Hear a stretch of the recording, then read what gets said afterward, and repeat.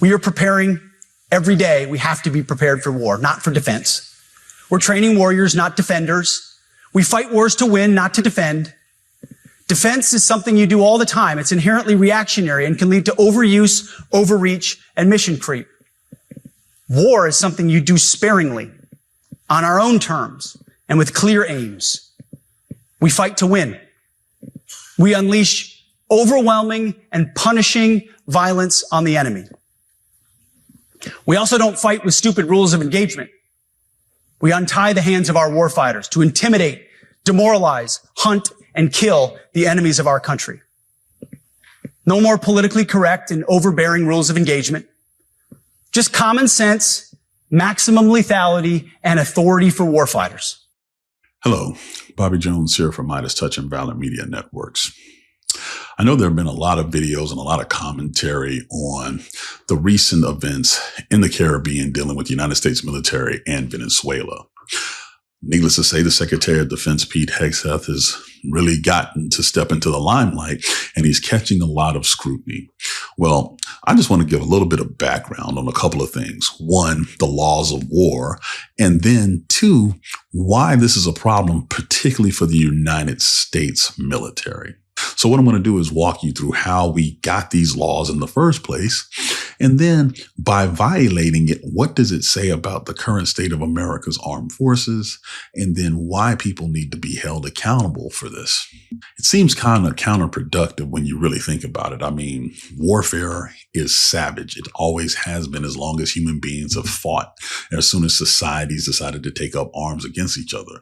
And really the beginning of the modern day laws of war started at the Hague Conventions, going all the way back to 1899.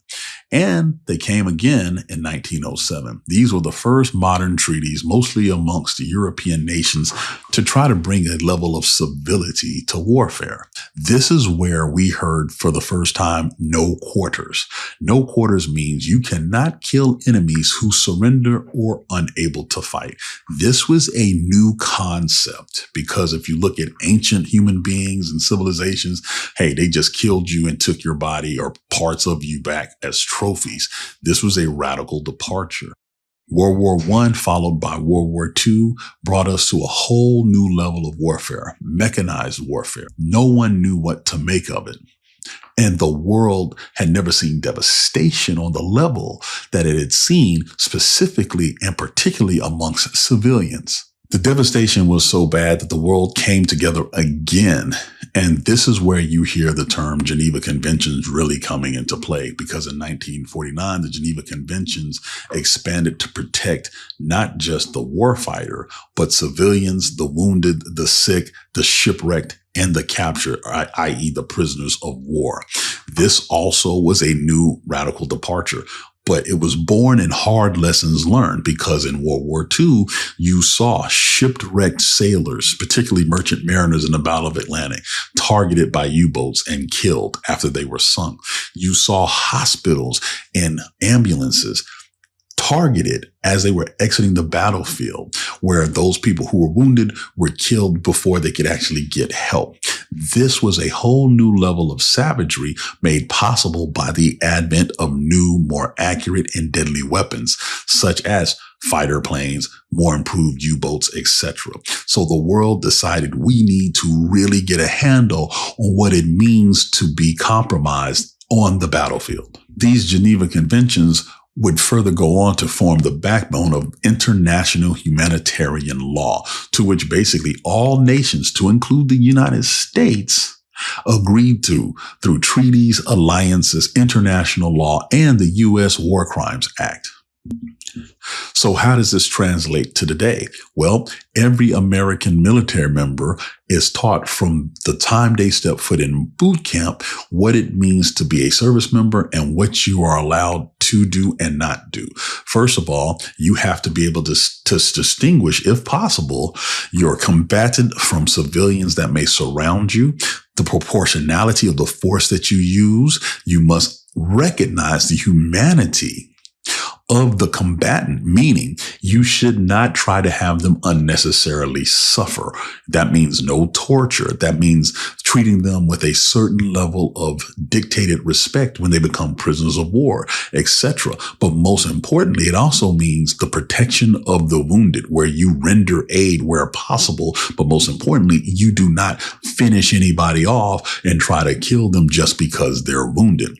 The United States doctrine teaches that medical personnel and anyone assisting the wounded are protected. They are not targeted. Keep that in mind as we go a little bit further. This is why what Hegseth allegedly ordered was so stunning. The double tap, meaning a second strike on the same targeted individuals who are already rendered either killed or unable to cause any potential damage, was so shocking. This is literally the textbook case that is found in the Law of Armed Conflict manual that the United States still teaches. They literally took an incident basically from World War II where shipwrecked people were shot and killed after being shipwrecked by enemy forces. They literally show you that it's a textbook example of what not to do. And for Pete Hegseth to allegedly order, quote, kill them all, whether they pose a threat or not, was the first violation. And no, this is not a war crime because the United States has not declared war on Venezuela. However, it's a violation of the international humanitarian law that I mentioned earlier, or the No Quarters Rule, or the U.S. War Crimes Act, or Article 3 of the Geneva Conventions 1 and 2.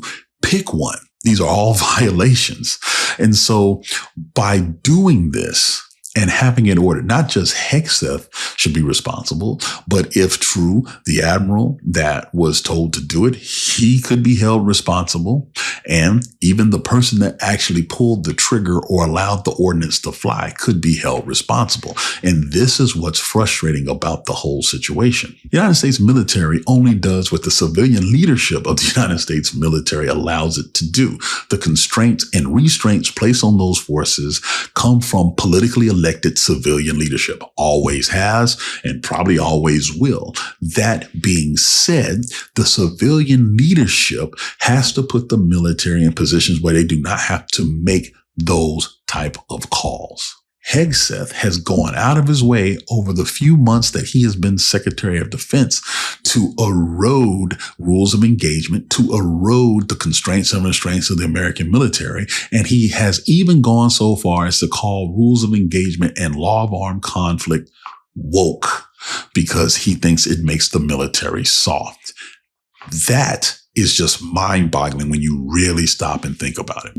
Now, I just laid out for you the historical legal argument for what's wrong with the Venezuelan boat strikes, if that's what actually occurred. However, there's something much bigger than that needs to be talked about. And that's just the basic moral argument. Despite some instances in the past where America's military may have been out of pocket with how they conducted, overall, for the most part, American military members try to do the right thing. It is at the core of the U.S. military's ethos. It is why the average American joins in the first place, to try to do things the right way.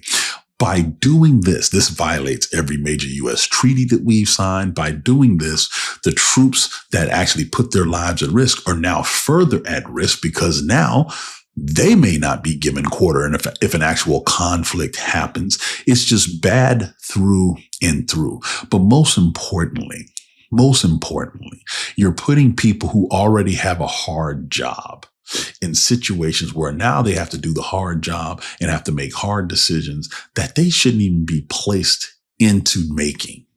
The United States military is being put in compromising positions by a leader who has consistently shown that he is incompetent and incapable of having the job of Secretary of Defense. If he has any shred of integrity left, he will resign as soon as he possibly can.